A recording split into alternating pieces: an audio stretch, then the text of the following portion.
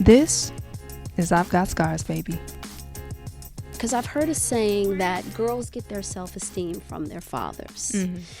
And I always felt like I got my self-esteem from my father because my father, was the man who loved me first and always told us we were beautiful and there was nothing we couldn't, weren't able to do. Mm-hmm. Having the scars, what role did your parents play, or your father in this case? What role did your father play in helping to impact your self-esteem? I'm so glad that you brought that up and asked that. It's interesting because, first of all, I'm a daddy's girl. Mm-hmm.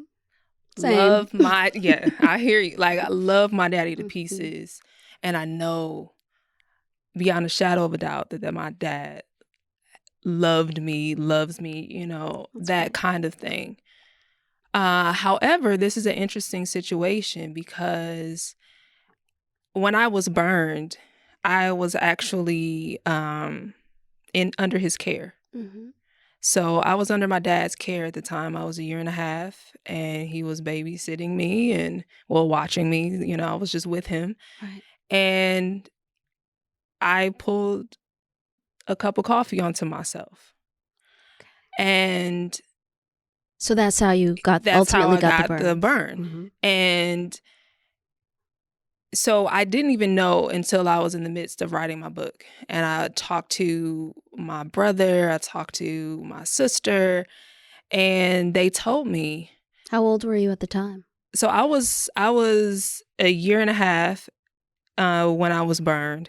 And then not until earlier this year did I talk to my brother and sister in the midst of, editing the book and just getting things together, sharing, to share my story.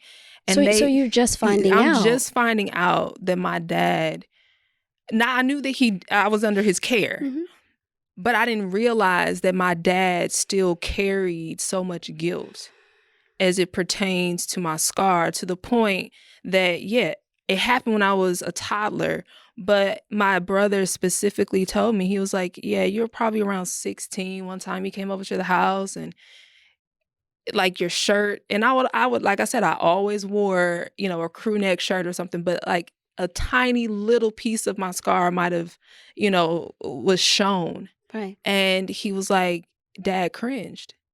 Not because of my scar as in me, right, but because of himself, and he just felt awful.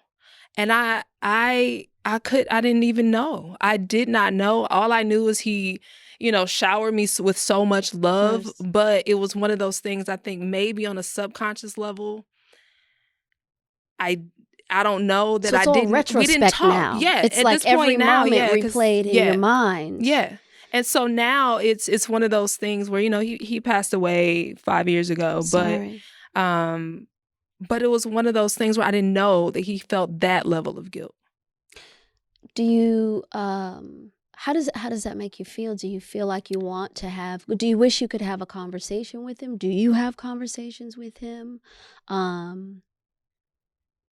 is that impacting you in, Honestly, the things that I'm doing now, that's why I call it using the concept of turning your scars into your superpower. Sure.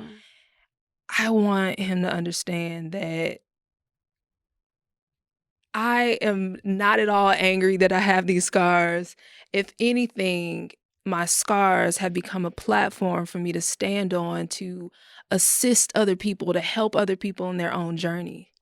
And that's one of the things I talk about is it's come full circle. The thing that I thought was the ugliest part about me is now something I use to help empower others. That's right. And that's what I've always wanted to do. Like, I've always wanted to encourage people. Well, here you go. Yeah. It's like a battle cry. Yeah. It's like a battle cry. It's a very empowering. Yes. I want my dad to know. Even. Absolutely. I want my dad to know, like it's all perfect. It's all perfect. Like, that experience, I am not at all upset. Thank you for loving me so much. And yes, this situation happened, but look, like if I can impact somebody because of my experience in that way, it's all worth it.